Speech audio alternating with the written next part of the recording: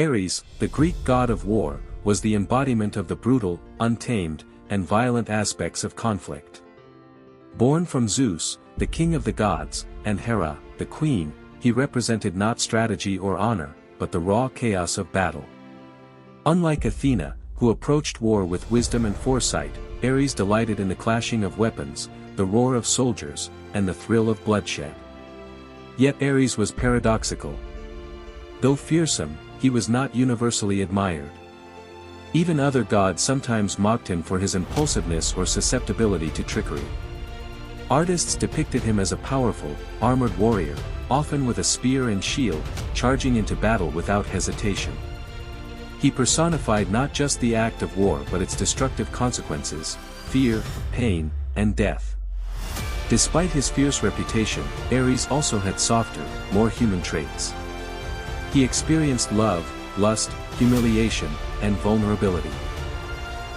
His most famous romance was with Aphrodite, the goddess of love, illustrating a divine tension between passion and violence.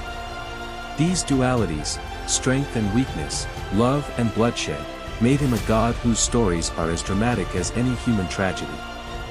In the golden halls of Olympus, love and war collided in a tale of secrecy and passion.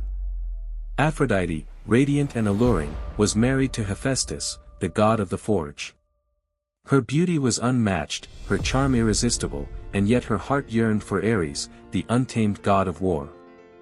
Their attraction was immediate, a spark of fire meeting the clash of steel. Under the cover of night, the two lovers met in secret, their passion burning as fiercely as a battlefield inferno. Their whispered promises echoed through hidden corners of Olympus, safe from the eyes of prying gods, or so they believed. But Helios, the sun god, saw all. From his chariot riding across the sky, he witnessed the lovers entwined and could not resist gossiping. "You cannot hide from me," Helios warned Hephaestus, "for I see everything." In a surge of clever vengeance, Hephaestus crafted a trap of golden chains so fine they were invisible and unbreakable. When Ares and Aphrodite next embraced, the chains sprung from nowhere, ensnaring them mid-gesture. The lovers struggled, trapped in a dazzling cage, their faces flushed with embarrassment. Hephaestus summoned the other gods to witness their shame. The gods laughed uproariously, even as Ares bellowed in indignation. "Release me, Hephaestus. I am no mortal to be toyed with." Yet even the mighty god of war was powerless against the cunning of the forge god. Finally, after the gods' amusement had reached its peak, Ares and Aphrodite were freed. Though their love continued, the myth served as a reminder: passion, like war, could lead even gods into vulnerability and public humiliation. The city of Troy burned with the fires of war, its walls shaking under the clash of Greek and Trojan armies. Amid the chaos strode Ares, his armor gleaming, his eyes alight with fury. Unlike Athena, who guided heroes with strategy, Ares thrived in the raw energy of combat. His presence transformed orderly battle into a whirlwind of screams, clashing shields, and flying spears. He sided with the Trojans, lending his strength to Hector and the defenders of the city. In one fateful moment, he charged into the Greek ranks, scattering soldiers as if they were mere shadows. But the gods themselves were not always on his side. Diomedes, a mortal hero empowered by Athena, lunged at the god with divine precision. "By Athena, I strike!" Diomedes shouted, thrusting his spear. The weapon struck Ares, and the god howled in pain, a sound so terrifying it echoed across the battlefield. Wounded, he retreated, leaving the Trojans momentarily leaderless. Even a god of war could be humbled, illustrating that raw strength alone was not invincible. This myth captures Ares' essence: he was fearsome, destructive, and awe-inspiring, but not omnipotent. War, in all its chaos, brought glory and suffering alike. Long before men remembered, the world shook with the arrival of the Gigantes, colossal beings born of Gaia, Earth herself, who sought to overthrow the Olympian gods. Ares, with his armor glittering in the sun, joined the gods in this epic struggle. The battlefield trembled under the giants' footsteps. Ares roared and charged, his spear cutting through limbs as easily as grass beneath a scythe. His fury was unmatched, yet the battle tested even his godly strength. Blow met blow, and every victory was hard-won. At one moment, a giant swung a boulder the size of a mountain. Ares leapt aside, striking with precise fury. Sweat ran down his brow, and blood, both mortal and divine, stained the earth. Though Ares fought with unparalleled ferocity, he was not invincible.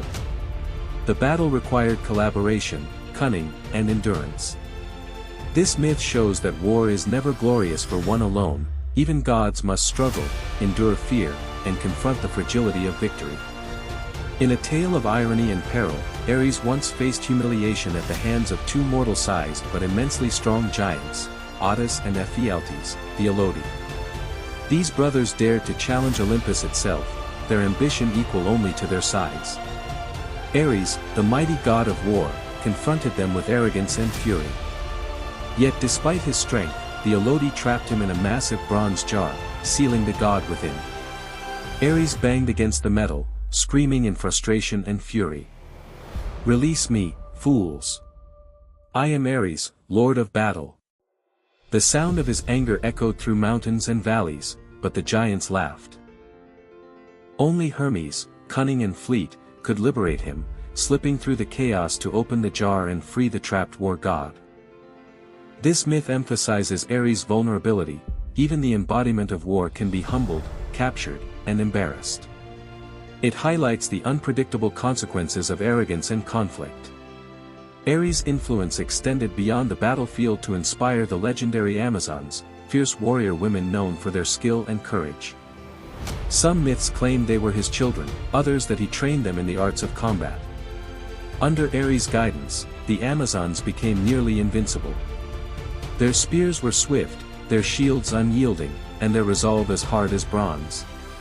In battle, Ares would ride at their side, his presence fueling their bravery and rage. Yet the god's influence was double-edged. Every lesson in war also taught destruction. Villages burned, lives were lost, and victory was always shadowed by grief.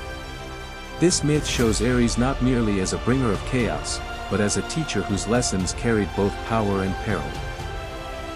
From the heights of Olympus, Zeus and Hera watched as the newborn Ares opened his eyes.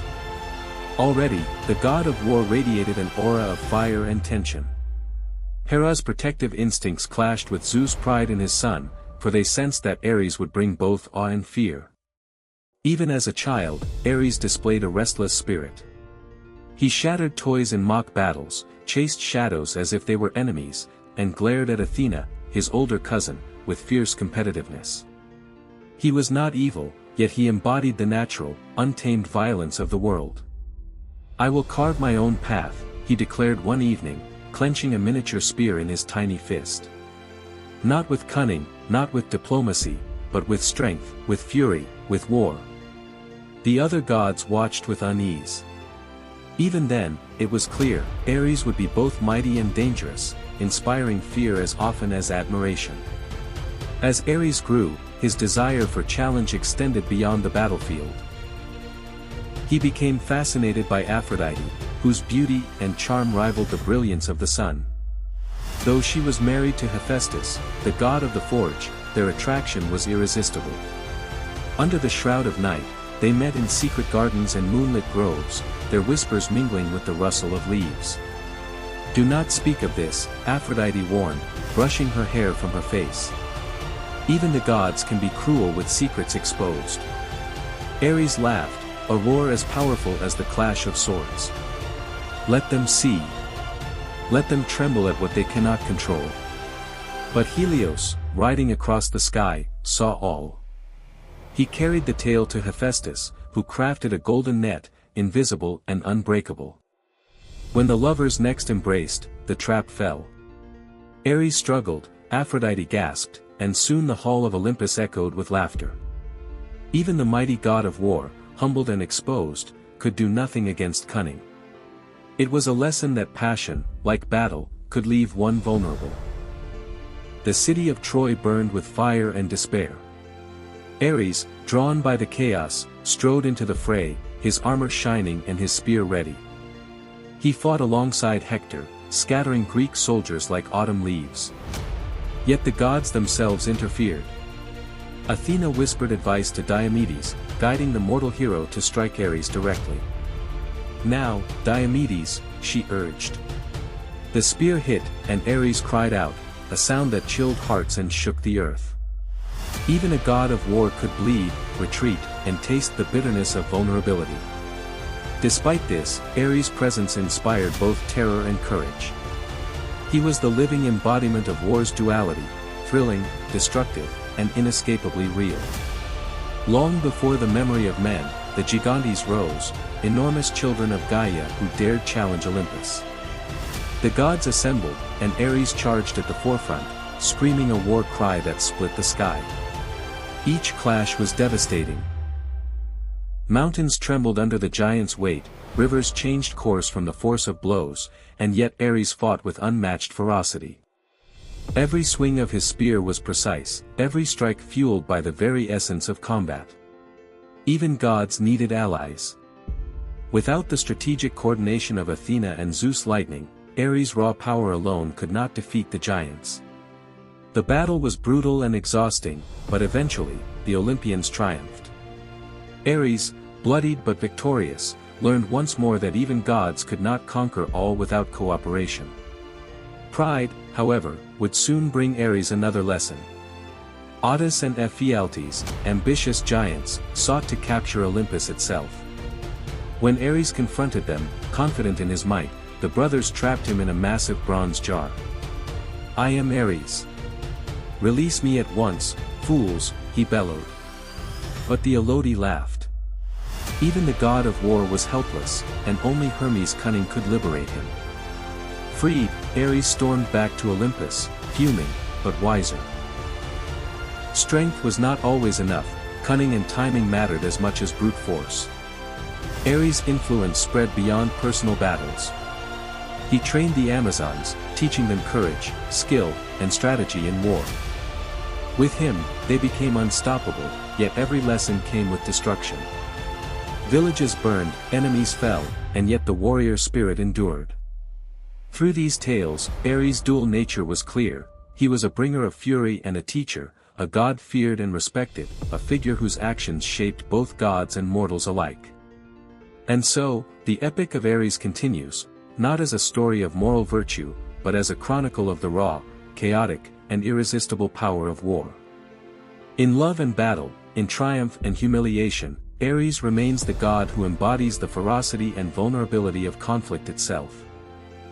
The sun blazed over the plains of Phrygia as Ares, seeking glory and dominance, challenged Apollo, the god of light and prophecy, to a duel. Their clash was not of armies, but of raw divine power. Ares charged, shield raised, his spear a streak of silver.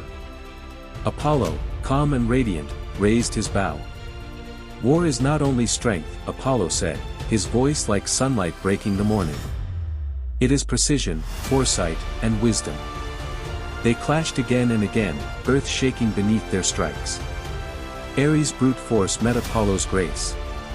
Sparks flew, lightning crackled, and the mortal warriors who watched trembled. Eventually, the duel ended not with victory, but with stalemate. Both gods recognized the limits of their own power. Raw fury could not always overcome skill, and skill alone could not match unstoppable force. In that moment, Ares felt respect, strange and uncomfortable, for a rival. Even a god of war could learn humility. In a distant city, a mortal hero named Calon rose, fearless and proud, yet untested in true battle. Ares, curious, appeared to him one night in a dream. "Do you wish to be strong?" the god demanded, his eyes burning like a forge. "I do," Calon replied, heart racing. "I wish to defend my people, even against gods." Ares descended into the mortal realm, challenging Calon to a test of courage and strength. They fought in forests, across rivers, and atop mountains. Calon was clever, dodging and feinting, while Ares struck with divine power. "You have spirit," Ares said at last, chest heaving. "Perhaps one day, you will be remembered alongside the gods." Calon's tale became legend, illustrating Ares' dual role, he was not merely a destroyer, but a teacher of courage, testing mortals and shaping heroes through the fire of conflict. Despite his reputation for chaos and destruction, Ares' heart remained vulnerable. Beyond the public scandals and dramatic battles, he cherished private moments of tenderness. Aphrodite remained the center of his desire, yet their love was complicated, filled with both joy and frustration. One night, beneath the glow of the moon, Ares met her in a secluded grove. "I tire of war," he whispered, voice low and uncharacteristically soft. "Even I crave peace sometimes." Aphrodite smiled, brushing a hand across his armored shoulder. "Then let us steal a moment away from the eyes of Olympus," she replied. In these secret meetings, Ares revealed his humanity. Love, like war, was unpredictable, dangerous, and all-consuming. It reminded him that even gods could suffer and long for what they could not always have. Ares' ambitions even led him to challenge the boundaries between life and death. When a band of rogue spirits threatened the mortal world, he descended into Hades, spear in hand, to confront them. The underworld was a place where his strength was tested in new ways. Shadows of the dead moved like living weapons, and even his godly armor could not withstand the chilling grip of the realm. He faced Thanatos, the god of death, in a tense confrontation. "You do not belong here," Thanatos warned, his voice echoing through the caverns. "I go where I am needed," Ares replied, eyes glowing with determination. Through cunning, courage, and sheer audacity, Ares subdued the rogue spirits, proving that war could extend beyond armies and fields. It could be a force to maintain balance, even in the realm of the dead. After countless battles, lovers, and challenges, Ares retreated to the high peaks of Olympus to reflect. The war god who had once bellowed with unrestrained fury now contemplated the lessons of his long life. He saw that war was not merely destruction, it was challenge, passion, testing, and growth. Even failure, humiliation, and pain shaped the god and those around him. He understood that strength without wisdom was reckless, and passion without restraint could destroy even a god. In solitude, Ares accepted his paradox. The god of war was both feared and admired, cruel and tender, mighty yet vulnerable. He had carved his legacy not only in battles and myths, but in the hearts of mortals and gods alike. Long before the Olympians ruled the skies, the Titans had held dominion over the cosmos. Even now, whispers of their return stirred the edges of the universe. Ares, sensing a looming threat, prepared to face them. Oceanus and Hyperion rose from the depths and heavens, their forms immense and terrifying. "Mortal weapons and godly strength alike will fail," boomed Hyperion, eyes like molten stars. Ares, undaunted, raised his spear. "Strength alone does not define me," he said. "But I will fight with every strike, every breath, every ounce of fury I possess." The battle was apocalyptic. Mountains crumbled, seas boiled, and the sky split open with each clash. Ares' armor gleamed with divine light as he parried blows that could shatter worlds. Yet he realized he could not face the Titans alone. Athena and Zeus joined him, bringing strategy and lightning to complement his raw power. Even then, victory required cunning, endurance, and unity. When the Titans finally fell, the cosmos trembled, and Ares had proven that war, at its highest form, was not just brute force, but courage in the face of overwhelming odds. The battles of Ares inspired countless mortals to rise. Heroes who had trained under him, or been tested by him, carved names into history. Among them, Calon, the mortal champion, who became a king celebrated for bravery and wisdom.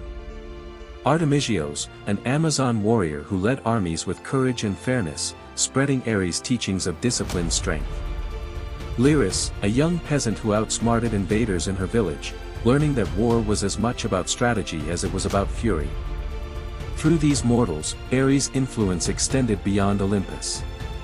His lessons echoed across centuries, strength tempered with prudence, courage matched with intellect, and passion guided by responsibility. Even gods had limits. Ares, haunted by the scars of battles lost and loved ones betrayed, sought a weapon beyond anything mortal or divine. He descended into the deepest forge of Hephaestus, not as an enemy, but as a seeker of perfection. "I wish to craft a weapon worthy of all wars," Ares declared, fire reflecting in his eyes. Together with Hephaestus, they forged a spear unlike any other, tempered in divine flame, kissed by the stars, and etched with the stories of every battle Ares had fought. This spear was more than a weapon, it was a testament to his journey, his mistakes, and his victories. Holding it, Ares realized that war was not a mere act of destruction, it was a force capable of shaping destiny itself. Even gods occasionally tested each other. In a secluded valley on Olympus, Ares faced Hermes, Athena, and Artemis in a contest of skill, cunning, and reflexes. "You have grown," Athena said, eyes sharp as ever. "But are you wiser?" Ares struck with precision, dodged with speed, and used every lesson he had learned. The duel was less about victory and more about mastery, of strength, mind, and self. When it ended, even the gods acknowledged that Ares had matured. His wrath had been tempered, his passions controlled, yet his spirit remained untamed. After countless wars, trials, and secret adventures, Ares returned to Olympus' highest peak. He looked down upon the mortal world and the gods alike, seeing the patterns of conflict and growth. He realized that his legacy was paradoxical. He was a bringer of chaos, yet a teacher of courage. He was feared for his fury, yet loved for his protection. He was mighty, yet vulnerable. In solitude, Ares understood the eternal truth: war was not an end, but a crucible. Through battle, passion, and struggle, mortals and gods alike discovered their truest selves. And so, Ares stood on the peak, spear in hand, not as a destroyer or a conqueror, but as a god who embodied the eternal, complex spirit of conflict, a force as wild as it was necessary, as dangerous as it was inspiring. The epic of Ares did not end in a final battle, for a god's story never truly ends. It continued in every hero, every struggle, and every spark of courage that burned in the hearts of mortals and immortals alike.